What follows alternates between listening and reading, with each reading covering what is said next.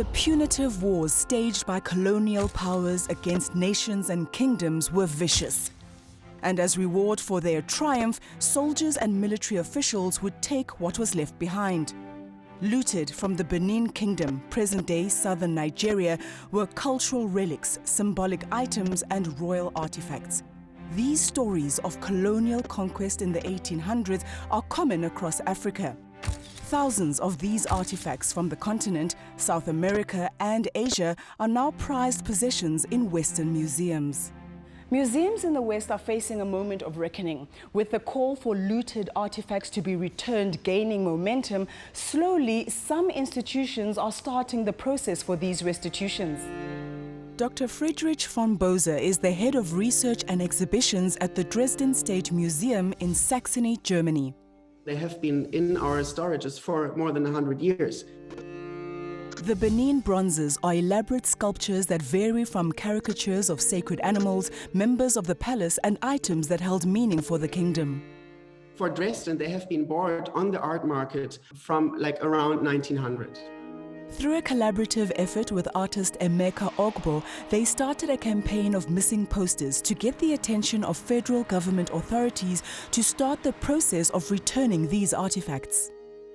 So take us through the process then of returning these bronzes. Why couldn't you just package them up and send them? It's the state of Saxony who officially owns the objects that we administer, you could say. We are, as a museum, we do the provenance research, we care for the collections, we display them in the galleries, but ultimately they don't belong to the museum. And that's why we need the politics on board to make the decision.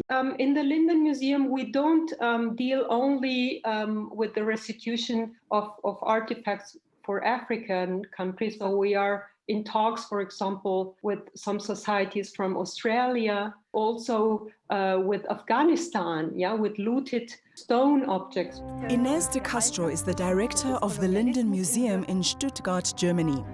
After consultations between officials in her country and Namibia, her museum returned a Bible and a whip confiscated from Captain Hendrik Witbooi, chief of the 𝗲𝗲, who led an insurrection against German colonial occupation.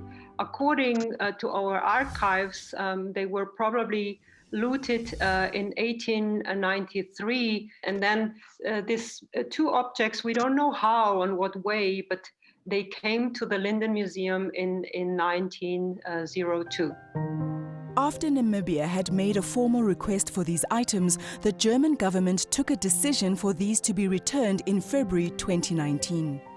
If we are to move forward, then it is important for the German government to admit, as you did, the wrongs committed against the people of Namibia. De Castro says the museum's role in this process is to endorse or support the submission by former colonies. Quite quickly, the acquisition of the objects is checked. It is a big difference if you can say that these objects have, for example, a very important symbolic value for countries or for societies. They were looted or in an attack or in a military context. Then there is a good chance really to get a supportive answer and quite quickly to start a dialogue on a possible restitution. De Castro and von Bose are some of the few maverick voices in the museum world.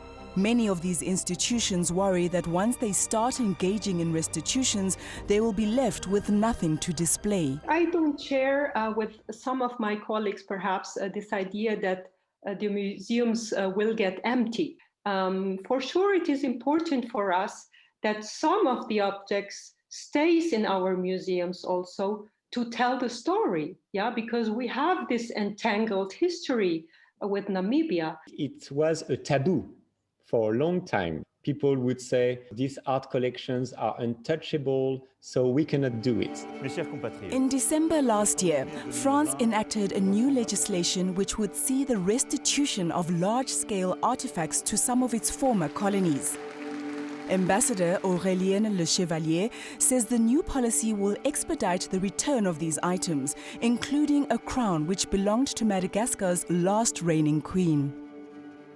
And now we have started this restitution process with Madagascar. We have also a very important symbolic art from Senegal that was given back to the people in Dakar last year, the sword of 𝗀𝗃𝗃𝗏. And now we are starting the process to also restitute 26 art pieces to Benin. 90% of the African heritage is outside of Africa.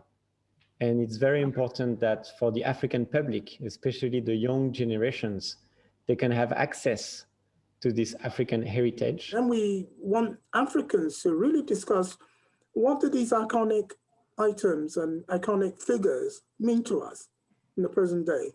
And once we understand what they mean to us, we will demand it back with the passion that we should. 𝗀𝗁𝒨𝗃 is the founder of 𝗀𝗏𝗋ₛ, a UK-based organization which is calling for these artifacts to be returned and creates policy guidelines for states and stakeholders. The Germans have said that they want to return everything, not just cultural icons, human remains, but they're even talking about returning natural history stuff, so skeleton dinosaurs. The British government is very ambiguous at the moment, and the mood music is that they don't want to return this. There's some stakeholders who feel that they should go back and to return the material. How do you get buy-in from other stakeholders or other owners of this property? When the art piece falls under the public domain, then you know, and we know how to do it. We have to pass a law. We need this policy framework that we were talking about. But when an art piece belongs to a private owner, so this is difficult. We need advocacy. We need more awareness. We need to incentivize. It's an elephant and you have to eat it slowly, So we're starting with the ones that are in national and public collections. It would take years before a comprehensive inventory of these artifacts is created. And in some instances, countries simply don't know that they may have symbolic relics in museums. De Castro says more transparency can bring a resolution to the restitution conversation. We openly go towards this country and say, listen, here, these are the objects that we have from your societies. Yeah, are you interested in starting a dialogue process?